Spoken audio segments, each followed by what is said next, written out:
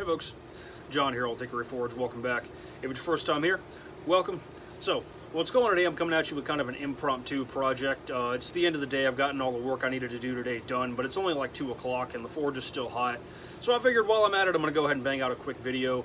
The other day on my Instagram, I posted a handful of railroad spike bottle openers I had finished, and one of my longtime subscribers and followers asked if I could do a video on how to make them.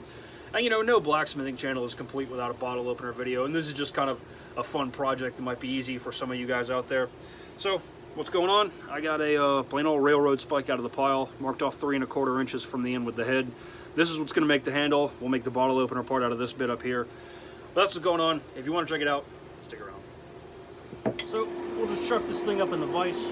That center punch mark, I put it about 3 1/4 inches or so. Nothing to it. What I got here, special tool I made for twisting spikes. Grabs you by the head just like that. Perfection. So, next step, I'm going to use a guillotine tool with some fullering dies. If you don't have one of these, you can use a spring swage. If you don't have a spring swage, you can just do a set down over the edge of your anvil and mark it. But I got one, so I use it.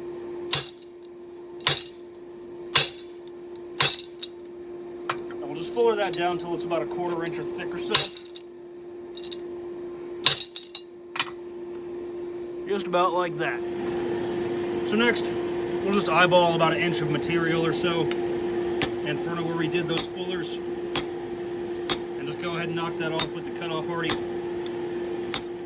You could stop and use a disc cutter if you wanted to, but this is just faster. That area you isolated with the fullers, just go ahead and flatten that out.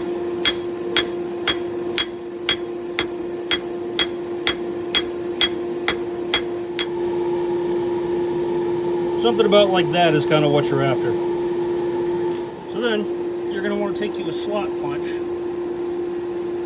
which is basically just a type of punch that makes a rectangular hole, and leave yourself a good 1/2 inch or so of material in front of your twist to make the little tab.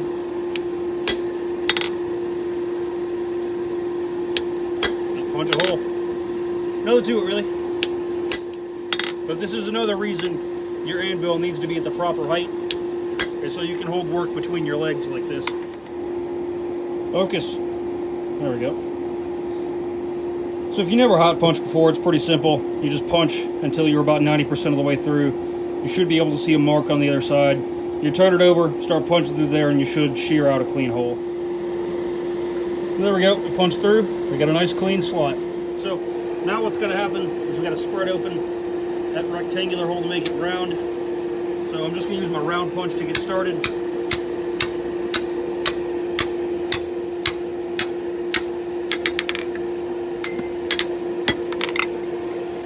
So here we got, and then we got a 3/4 inch sizing drift.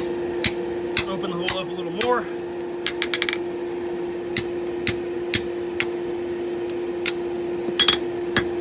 So normally at this point what you would do is take this thing to the end of the horn of your anvil, and you forge these points in and bring it all to a nice round circle. You want about a 1 inch inside diameter to make a good bottle opener. Because the end of this horn is so big and I can't bring myself to take a grinder to it, I do a little bit differently, but if you've got a sharper horn than this, you can skip what I'm about to show you. Next step I take, like I said, if you got a sharper horn, you can skip this, but I chuck this thing up in the vise and take a hot rasp to it and just knock those points off of there and try to round it all up real nice. So now, we got a 1 inch sizing drift we put through there.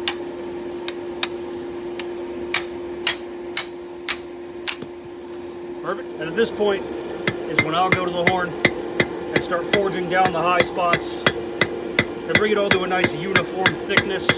You know, break the quarters, this, that, the other, just tidy it up real nice.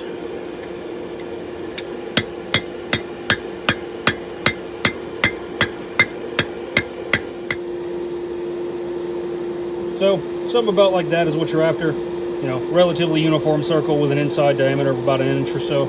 So next thing was we'll make the little tab. So, the reason we wanted that 1/2 inch or so of flat material in front of our twist is so we can come in here with a little tiny ball peen hammer. I know you're not supposed to hit a hard-faced hammer, do a hard-faced hammer, but it's not like you're freaking wailing on it. It's going to be okay. But basically, you're just kind of peening down hard to explain, but you'll see it as you do it. And just kind of push that material forward a tiny, tiny bit.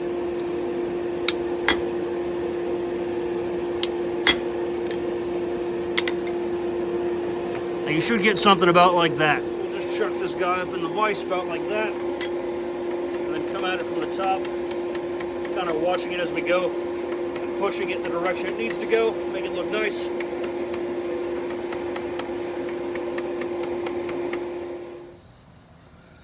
So there we go.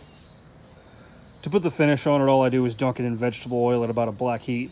You can do beeswax if you want to, but I find, you know, it likes to get stuck in these little corners here and tack up. And the vegetable oil does the same in terms of preserving the black oxide finish.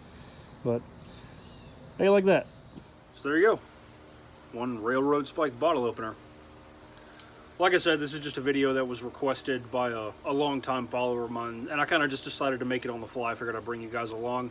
What's cool about these is they're a great craft show item. If you're starting out and you're doing craft shows, this is something you can make fast and sell for cheap, and that's what makes you money. You know, with practice, you can make 4 of these in an hour, 20 bucks a piece. People are happy to pay it. That's 80 bucks an hour. You're doing pretty good.